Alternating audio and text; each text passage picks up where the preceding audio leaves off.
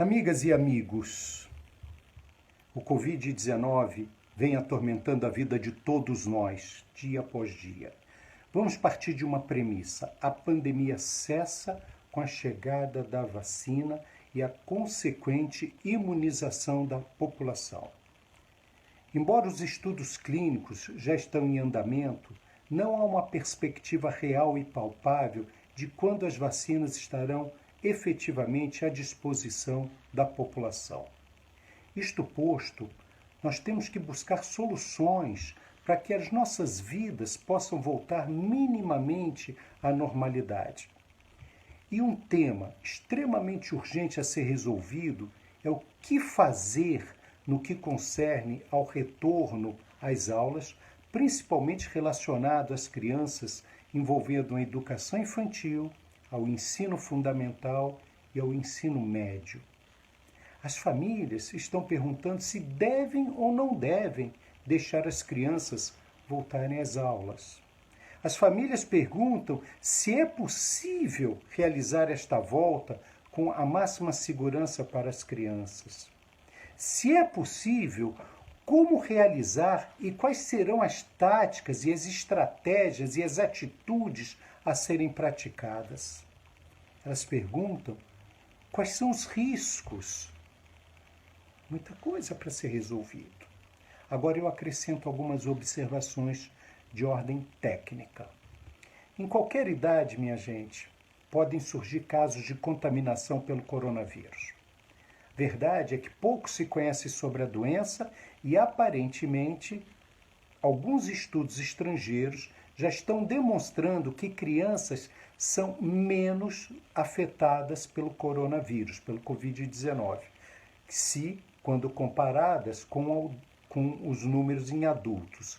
E, frequentemente, quando essas crianças são acometidas pelo vírus, os casos, a evolução da doença, os casos são mais brandos, a evolução da doença é extremamente mais leve, não requerendo a internação hospitalar.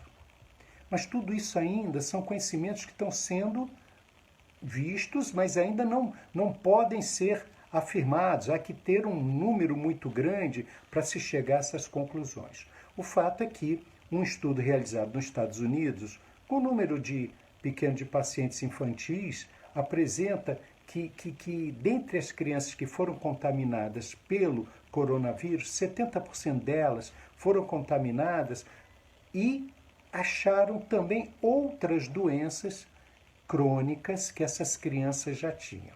A pergunta que se faz: uma criança com algum tipo de doença crônica é mais suscetível a ser contaminada?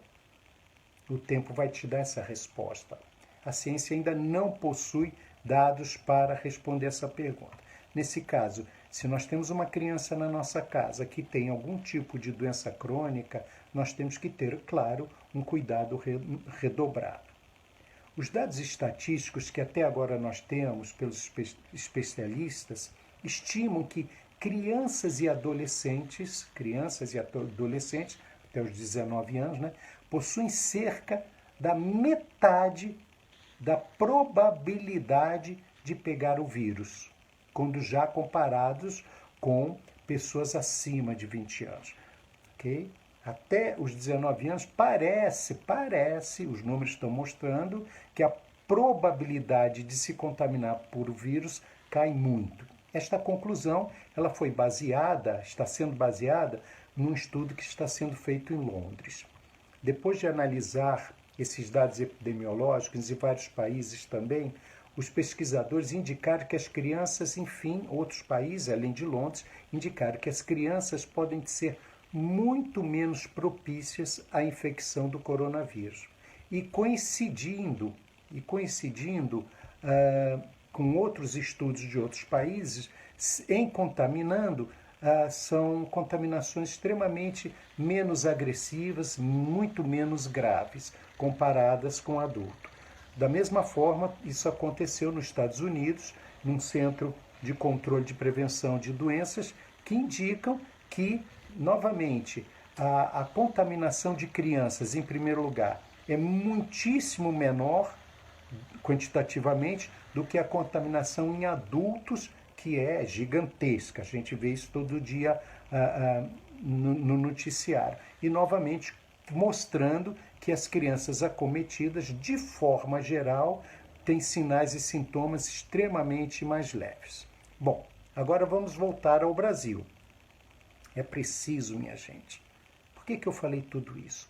Porque é preciso que os responsáveis pela saúde brasileira assumam definitivamente toda a responsabilidade, claro, respaldados nesses históricos clínicos mundiais, nas experiências de países desenvolvidos e principalmente com a concordância daqueles que realmente estudam e entendem profundamente dessa matéria, desse estudo, que são os nossos especialistas, os nossos epidemiologistas, os nossos infectologistas. Ou seja, é preciso que os responsáveis pela saúde brasileira assumam esta responsabilidade. Eles têm que mostrar para a nação brasileira, para as famílias, se acham que pode trazer de volta as crianças para a escola e se acham que sim, que justifique como e por quê.